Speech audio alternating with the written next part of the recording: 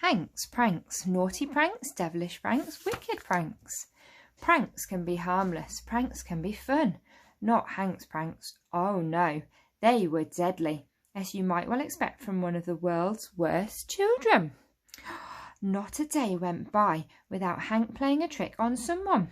It could be something simple like deflating a balloon every time his teacher sat down to make it sound as if they'd blown off, sticking strips of sticky tape to the door frame so anyone passing through became stuck in it, putting cling film around the toilet bowl so you splashed yourself as you peed, smearing butter all over the kitchen floor so it became as slippery as an ice rink, tickling his sleeping father on the nose with a feather so he woke up with a giant sneeze.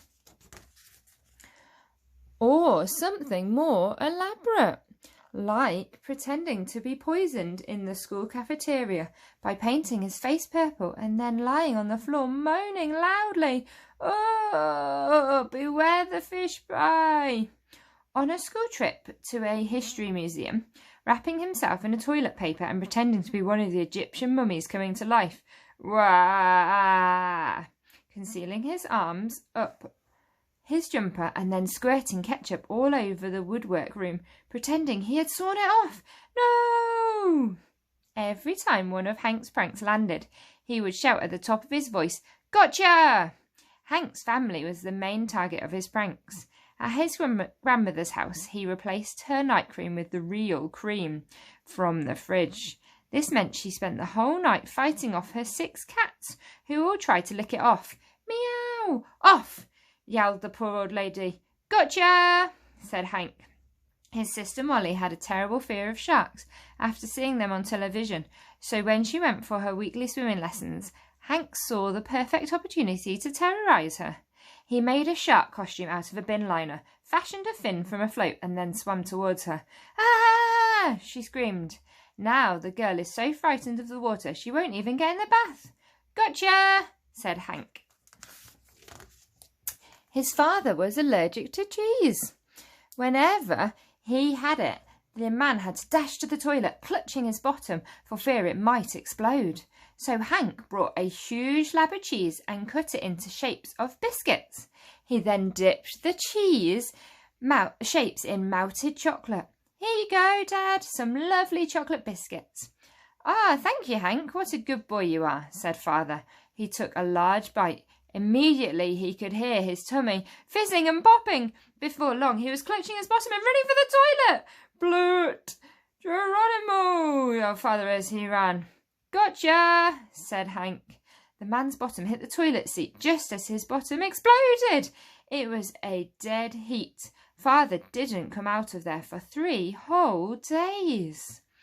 Hank's grandfather loved his nice, comfy slippers and kept them by his bed so he could slip them into them the first thing in the morning. Hank, being Hank, he'd attach roller skates to the bottom of each one.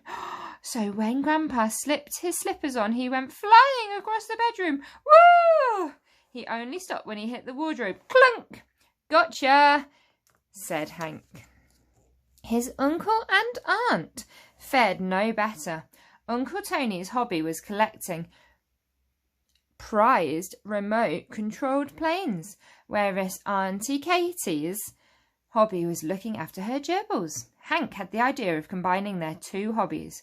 While he was staying over at their house, he put the gerbils in the planes and took them to the skies. Brum! The poor creatures were so petrified they parachuted out.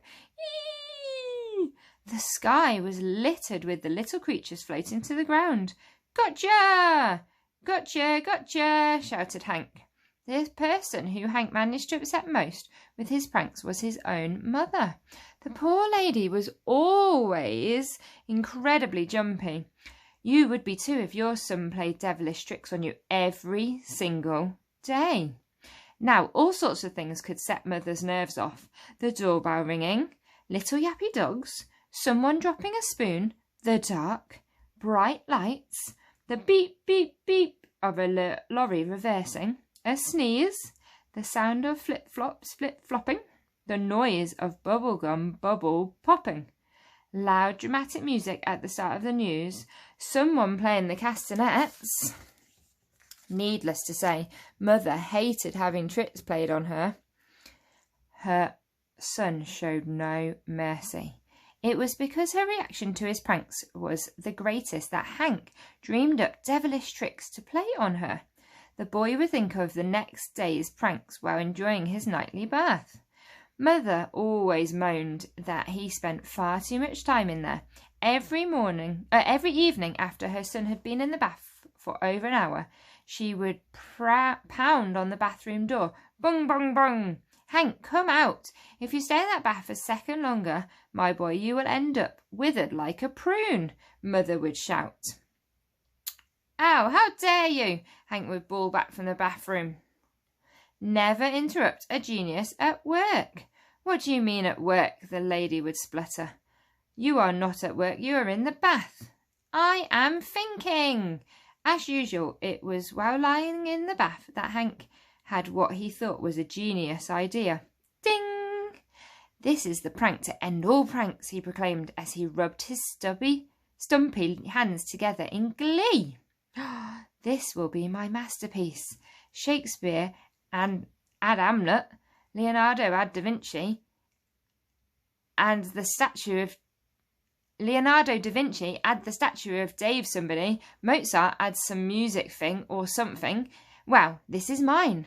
Hank thought he could give his mother the shock of her life if he pretended he had been in the bath all night. No doubt this would cause her to go bananas. Steam would come out of her ears. She would go cross-eyed. Her hair would stand up on end. She would slap herself in the face. She would start hopping on one leg. She would bang herself in the head with a tambourine. Her face could turn purple. She would pass out and fall on the floor with a clunk. Ideally for Hank, all of the above. So, on the morning our story begins, Hank got out of bed super early. This isn't something the world's worst children often do, unless they have an evil plan, and Hank definitely had one of those. First, he slipped out of his pyjamas and put on his swimming trunks and goggles. Next, Hank found his box of pens, tiptoed out of his bedroom, and sneaked downstairs to the kitchen. There he emptied the freezer of all the ice cubes, which he carried in a bucket up to the bathroom. Once safely inside, Hank closed the door behind him as quietly as he could. Click. Now Hank looked at himself in the bathroom mirror. How could he make it look as if he'd been in the bath all night? He took out a brown felt tip pen and drew hundreds of lines all over his body, his face and body. In no time at all, the boy looked exactly like an unusually large prune. Spot the difference. Prune Hank. As silently as possible, Hank ran the cold tap and added all the ice. If the bath was hot, nobody would believe he'd been in there all night. With trepidation, Hank stepped into the bath.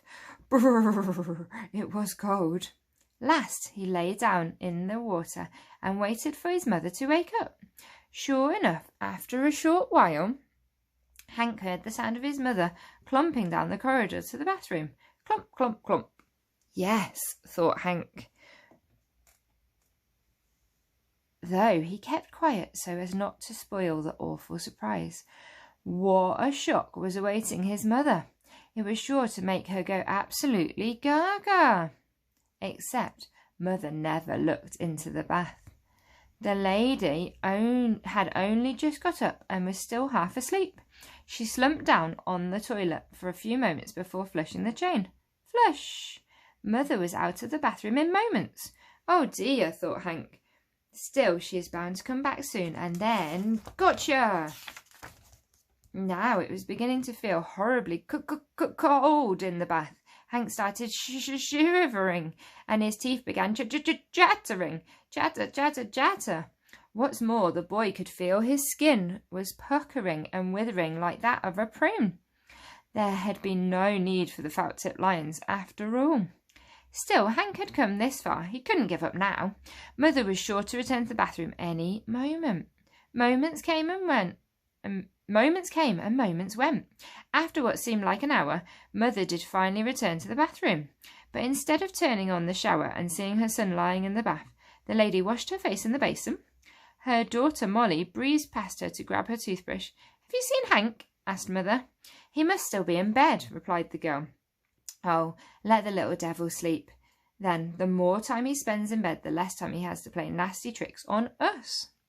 Soon the pair left the bathroom. Hank was feeling like a bit of a fool, a freezing cold fool,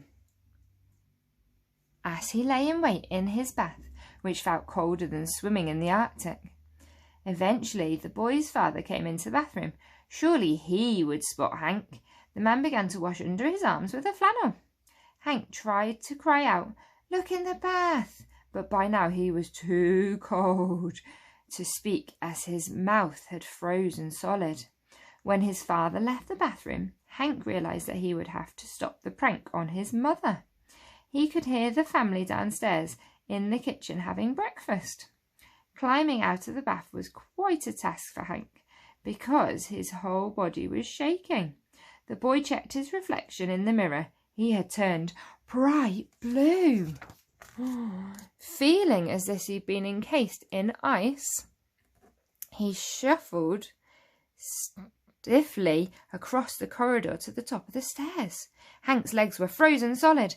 As he tried to take a step, he fell forwards and clunk, clunk, clunk, slid down the stairs, shooting into the hallway like a toboggan. Hank's head slammed into the kitchen door, and he came to a halt just at his mother's feet. The lady looked down at her blue son. "What on earth?" she proclaimed.